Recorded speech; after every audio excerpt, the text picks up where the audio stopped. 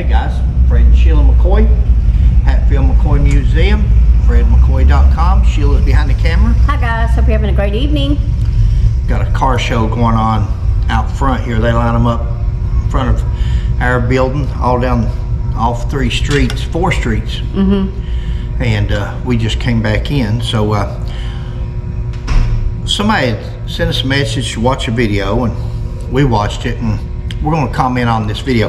There was a video out on Frank Phillips. Now Sheila and I've got several out on Frank Phillips, and probably these other people too. But you know, like we've said before about Facebook pages and videos and different things, we're probably never going to stop. It's gone on so long that we're probably never going to correct it, all of it. So all we can do is put our story out, what we feel is the truth, or at least more accurate than the myths and the legends that they've been talking about for years, and people has come to believe that that's reality and that's the way it is, and it's not. You know, guys, these stories have gone on for 150 years, and especially the last 24 years. The last 24 years there's been 4 or 5 gentlemen come in with the names Hatfields and McCoys, and they've distorted the history. They've distorted all for a little bit of, she's looking at me, all for a little bit of attention. You know, Sheila, it's the truth though. These people have wanted to make a name for themselves, and wanted to be in the paper, and wanted to be on TV, and nobody has called them out or said anything on it, and we've let them go for 24 years, at least 24. And nobody's ever called them out, and they got braver and braver and said more and more, and that's just, and it just, where does it end? We've got to correct it at some point. But let's go back to the video of Frank Phillips.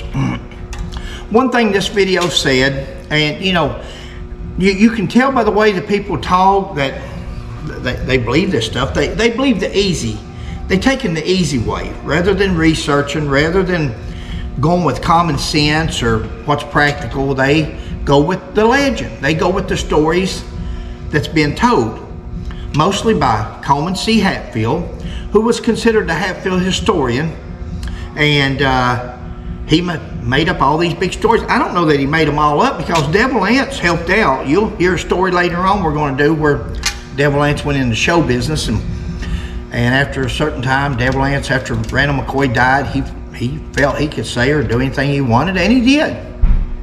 And people printed it and put it into history.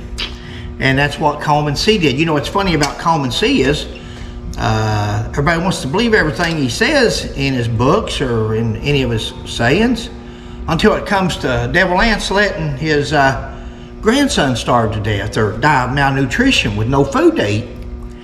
Coleman A. Hatfield told Coleman C. that his brother, little Captain Shepard Hatfield, starved to death. They lived right next door to Devil Anse. Now, that's not Fred and Sheila, that's in the book. We've done a video on Little Cap and all the starvation and all that. So I'm definitely swaying from where we was wanting to be.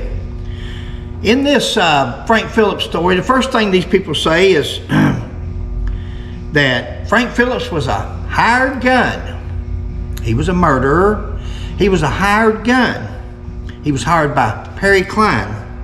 And you know, one of the first things they show on this video is a historical marker from the Kentucky Historical Society. And Sheila posted a picture of it. She took a screenshot off the TV. Yeah. And we've got it in our books. It's famous historical marker on Frank Phillips. But I'm just going to tell you what it says for the sake of argument. Frank Phillips was instrumental in the capture of Hatfield family and allies involved in the 1882 shooting deaths of 3 McCoy brothers. Says that on the historical marker.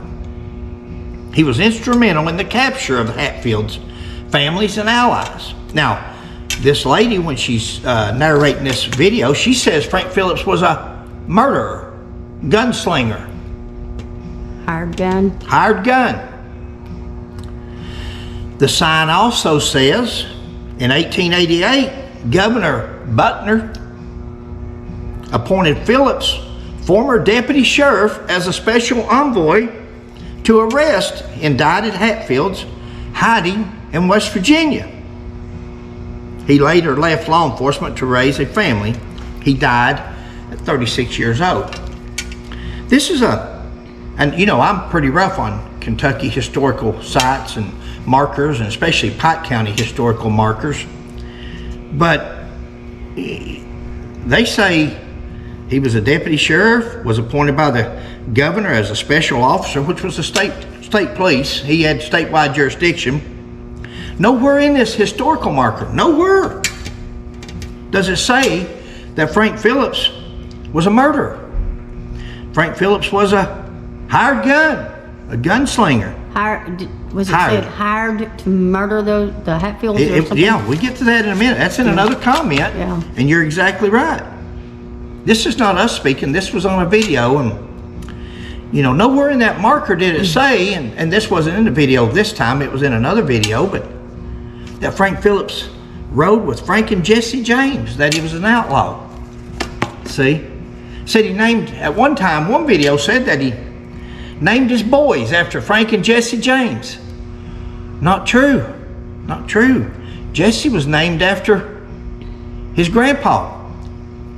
Frank's dad's name was Billy. He got killed in the Civil War, and his father's name was Jesse, and that's who raised Frank. And then he went on to name one of his sons Frank after him. According to the myth, the legend, the made-up story, they say that he rode with Frank and Jesse James, and that he named his boys after him. Not true at all. So the historical marker says that he was a deputy sheriff and a state official, hired to go arrest Hatfields on indictment warrants. On indictments. See, remember there's indictment one over there on the wall of 20-some men that he went to arrest. You know, if he was a murderer, then I'll move on, but if Frank Phillips was a murderer, a hired gun, why did he take 9 of them to jail? Now, we know he killed Jim Vance. We know he killed Bill Dempsey. They resisted arrest. They pulled guns and shot at him. That's what you call self-defense when somebody's shooting at you. You may want to watch your camera there. You're leaning to the side a little bit, looks like, don't it? Or is that just me? It might just be you. Okay. Maybe. Should I be able to see myself there on this side? Yeah. Okay. Okay. Yeah, I promise. I'm sorry. It's all good. Excuse us while I confer with the producer. Says John C. Hatfield had abandoned Nancy. You know, guys, it's something how the West Virginia Hatfields all through history, and they're proud. Devil Ance's family was proud. They can't accept rejection. They can't accept anything that's... John C. Hatfield had abandoned Nancy, she said. Took off out west. Well, he did take off out west. That's true. But that marriage was already over. Nancy had already, not that it matters, does it really matter? Well, it may not seem that it does. Stories go. I wanted to correct that Frank was not a murderer, was not a hired gun, was not all these bad things. But while we're watching the video, it says that just out of the blue, Johnsy had abandoned Nancy, like it was wanting to badmouth Nancy. You know when Johnsy and Nancy's marriage was over, do you know when Nancy left Johnsy Hatfield? Was when Cap Hatfield, Jim Vance, and skunk-haired Tom Wallace killed her brother. They shot Jeff McCoy as he swam to the other side of the river. That's one of the few things that the History Channel got right in that story. He swam to the other side and they shot him. Now, he didn't get up and give everybody the bird and do all that stuff. He was trying to get away. He was running for his life. The movie shows him turn around shooting him the bird, and I wasn't there. I don't know. I don't think he did. I've never heard that till the History Channel. But she left she left John C. Hatfield for Frank Phillips then. Now you got to understand, that somebody had been given the Kentucky law enforcement officials information, and they thought it was Nancy. They thought Nancy was talking to her sister, and her sister was passing it on and so forth, which makes a person think that maybe that's true because she ended up with Frank Phillips. Somewhere down the line, she was communicating with Frank Phillips. But that marriage was over when they killed her brother. They'd already killed her dad. Devil Anse had already killed her dad in 1865, January of 1865. Now they killed her brother. That marriage was over. The Hatfields were through. Nancy was through with West Virginia Hatfields. The narrator then says, the New Year's Day massacre that burnt down the McCoy cabin. Quote, then there was the New Year's Day massacre that burnt down the McCoy cabin. How about the West Virginia Hatfields? Jim Vance, John C. Hatfield, Cap Hatfield, and Ellison Hatfield. The New Year's Day massacre that burnt down. Massacre didn't burn nothing down. It was a massacre, but the massacre didn't burn nothing down. It was the Hatfields, the West Virginia Hatfields. Cap, Johnsey, Ellison, Cotton Top, Jim Vance, and the rest of them. But you know, these people, they don't want, and maybe that's their base. You know, West Virginia has a big Hatfield base. There's no denying it. And I don't care if it's, again, guys, I'm Hatfield and McCoy. It's okay to have a base, but you should want to have the correct history, wouldn't you? Wouldn't you want to have the correct history? I've told about the McCoys being related, and the Scotts being related to Charles Manson.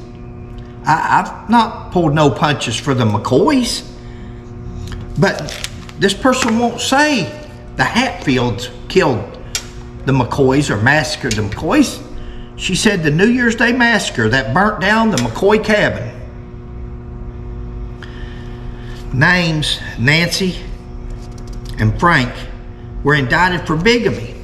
She mentions that Frank and Nancy, one thing, Johnsey was out west. They couldn't get a divorce because he was hiding out west. So Nancy and Frank got married, and she says they were indicted. Now, I've heard that story. I've never seen, Sheila and I have never seen the indictment. And that may be something we put on our list. That doesn't seem too far-fetched or something that couldn't have happened, but we'd like to see the indictment, first of all. And but she says that Frank and Nancy was indicted for bigamy. She doesn't name Johnsey. She doesn't say Johnsey Hatfield, Nancy's husband, ex-husband, was charged with murder, and 3 young men tying them up to trees, shooting 2 more coming out of a burning cabin, arson, setting fire to the cabin, elderly abuse, beating the crap out of poor old Sarah. You know, this person don't mention that. It says, like she's proud of it, she says Nancy and Frank was indicted for bigamy because they got bigamy. Wow, they got married when they're already married. If it's true, we have no proof either way, but it doesn't matter. I don't care if they did bigamy, but we never mention arson, murder, elderly abuse. 2 weeks later, Frank was sent out to kill some of the other ones involved. She's talking about the New Year's Day massacre, and she says 2 weeks later, 2 weeks after the massacre, Frank Phillips was sent out to kill some of the ones involved. That's a quote. 2 weeks later, well, Jim Vance was killed on January the 8th. They didn't wait 2 weeks. The governor swore Frank Phillips in as a state police officer, statewide jurisdictions, and said he wanted them arrested. He wanted to go after the Hatfield gang. He's working for the governor of Kentucky, state official, not a gunslinger, not a hired gun, not a He was a police officer. He was sworn in as a police officer. Set out to kill. She doesn't say he was set out like the historical marker says, hired to arrest those that were indicted for crimes in Kentucky. She says 2 weeks later, Frank was sent out to kill some of the ones involved. Which ones? Which ones did somebody say, kill this one, and this one? He was a murderer. He was a gunslinger. Why didn't he kill them all? Why did he bring 9 prisoners back from West Virginia with him? If he was a murderer, a gunslinger, bounty hunter, why didn't he kill them all? Strap them over a saddle and bring them back, dead or alive. He got the same money. He was a police officer, guys. He was a police officer. Jim Vance and others. No Hatfields were named. He was also involved in a few other murders, she says. She says Frank Phillips was also involved in a few other murders. Okay. What were they? What were they? Because, see, Sam McCoy was there. Sam McCoy's got a book over here. Sam McCoy's the only person that was living during the few years that was there, that took part in these raids, and that's ever wrote a book. Sam McCoy says that when they went to Jim Vance's house at Thacker, there was a woman there. And we've done a video on this, so I'm not going to do the whole, but when they were leaving there, they were rough on the woman, or going to be, and Sam said he wasn't going to be no part of that he didn't want nobody abused. And they got ready to leave, and when they did, here come another woman out down the road, and she said, "Where are you fellas going? What you doing here?" Real loud. And that was Jim Vance's wife. She had taken some breakfast to Jim and Cap. So once again, they were there to arrest Jim Vance. They were there to arrest the Hatfields. It was Jim Vance when one of the men hollered and said, "There's old man Jim." And he shot. He hid behind a log laying on the ground, and he shot at him. And when he shot at them, the men dismounted and they shot back. And 3 or 4 of them shot Jim. And some people says, "Oh, Frank Phillips walked up and shot his brains out point blank." No, Jim McCoy says he shot him with his rifle. That when Frank Phillips shot Jim Vance, you could see the hair raised on his head. When he raised up over the log and he fired, you could see his hair fly back. Shot him right in the head with his rifle. Yeah, his wife said it was the size of an egg, didn't she? Yeah, said a hole through his head the size of an egg. A few other murders. We don't know of any other killings. We don't know of Bill Dempsey. Bill Dempsey was with at the Bad Old Grapevine. He was fighting with the Hatfields. He was shooting at the McCoys and the posse. It wasn't just the McCoys. It was a Kentucky law enforcement sworn in posse. They were there to arrest people on these warrants. Involved in other murders. See how that's spoken into history, guys? I'm not getting excited. I'm just...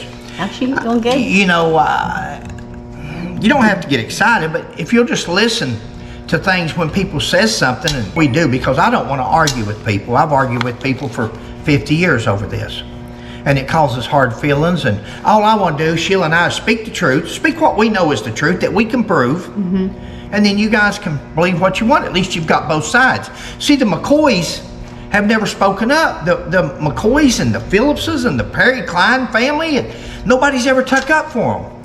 Nobody's spoken up because they don't want to argue and have hard feelings. And then they come out with movies like they did in 2012, and then you come out with this bunch of yahoos from 2003 filing lawsuits against poor old John and Barbara Vance, signing fake peace treaties when there's peace treaties being signed. There's no need for a peace treaty. After the World Trade Center, they say, well, we want peace. There's peace. There's never been harder feelings than they are since this bunch of yahoos come out trying to make a name for themselves. And we're going other murders other than like right now, spoken or written into history by West Virginia Hatfields and Devil Ants and his fan club, his Kool-Aid drinking fan club, or people that want some attention. Don't care what they say, as long as we get the views or the hits or the news article shown. It says Frank was the best shot with a Winchester on the Big Sandy. On that video, there's a news article that says Frank Phillips was the best shot with his Winchester on the Big Sandy. That's funny because we're going to discuss a paper later on where it says that about Devil Ants Hatfield. It says Devil Ants was the best shot with his Winchester, could shoot a squirrel from the highest tree and all this and that, but they can't be comparing them to Devil Ants because, see, Devil Ants, only time he ever shot anybody was when they were tied up to trees, when he had his men with him and they were surrounded an injured man hiding in a cave and they're all shooting at him. Devil Ants never went one-on-one. He went one-on-one at the Battle of Grapevine. And guess what happened at the Battle of Grapevine? They killed Bill Dempsey, shot 3 or 4 others. They took the 9 prisoners. They took them prisoners, captive. They've got them. What did Devil Ants do? Jumped on his horse and hightailed it out of there. He ran. He ran. While his rest of the family's been taken back to Kentucky. Frank Phillips victims were shooting back, man on man, fair fight. Difference in Devil Ants. And then in another segment, the gentleman says they called Nancy McCoy Hellcat. And he says it over and over again. Called Nancy McCoy Hellcat. Where's the proof that back in 1890 to 1900s, the early 1900s, Nancy was called Hellcat? Anything at all that proves it. Newspaper articles, court documents, anywhere at all where we can see something printed back then where Nancy McCoy was called Hellcat. That was her nickname, he says. Spoken into history. Please, prove us wrong. Prove us wrong. Show us some word. So, I've got to be wrong on something. So, show us where Nancy McCoy, back in the old days, back in the 1800s, that she was known as Hellcat. You know, they had it in a play where her and Rosanna was cussing, drinking moonshine. We've done a video on it, but yeah. I called and asked them, I said, why do y'all have Nancy and Rosanna drinking moonshine and cussing and stuff? Well, prove she didn't. Prove they didn't. I said, I can't prove that they did or they didn't. I can't prove either way. I don't know. But do we have to go to the negative? Do we have to say, for the sake of a show, that they did something bad? They very well may have. I don't know. I know there's no proof to it. You know what Sheila and I say about proof? If there's no proof of something, then it tells us that it didn't happen. Where's the proof Devil Ants was a captain? Where's the proof of Camp Hatfield was a lawyer? Where's the proof? We can go on and on. But if there's no proof of something, then it might be proof that it didn't happen. West Virginia Hatfield, Nancy's husband. Nancy's husband was a bootlegger, moonshiner, arsonist, assassin, elderly abuser, tied men to a tree, beat an old woman. But they want to talk about, Nancy and Frank, they were made for each other, this gentleman says. Acts like they were bad people. Nancy and Frank, they were made for each other. Hellcat and the murderer. A lawman. You know, Nancy was married to 2 men in her life. John C. Hatfield, Frank Phillips. She's buried beside of Frank Phillips. Frank Phillips died. She went on. She never married again. Rosanna McCoy, they talk like they're wild. Rosanna McCoy in love with 1 man. John C. Hatfield never married, never had another man in her life. Talk like she's wild as a buck. Watch these plays they do up there in Pike County. You'll think that's 2 of the wildest women you ever saw. I don't understand. Fiction sells better than truth. Yeah, I believe that, babe.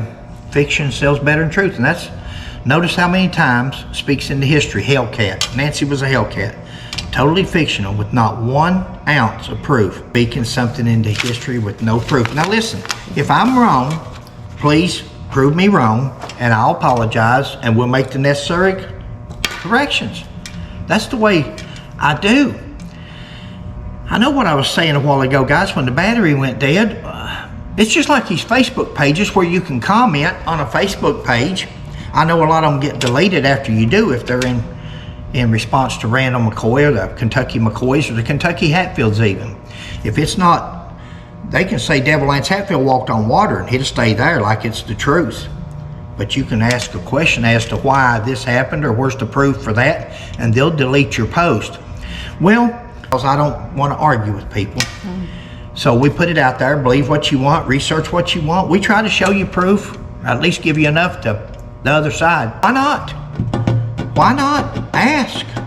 Where's the proof? How did you come up with Nancy Hatfield being called Hellcat? When was that? Where'd you find out about that at? Where's the proof on it? Where's the proof on it? Where's the proof that Frank Phillips was a murderer, a gunslinger, rode with Jesse James? Any of these things. Where's the proof? People, quit letting people just speak things into history. Now, we say, and she'll post at the back of our videos, if we say anything wrong or inaccurate or that you can prove, don't just call up or text up and say, hey, and you see the text, I finally turned my phone off when that battery went dead. That's people with tidbits of information and things, but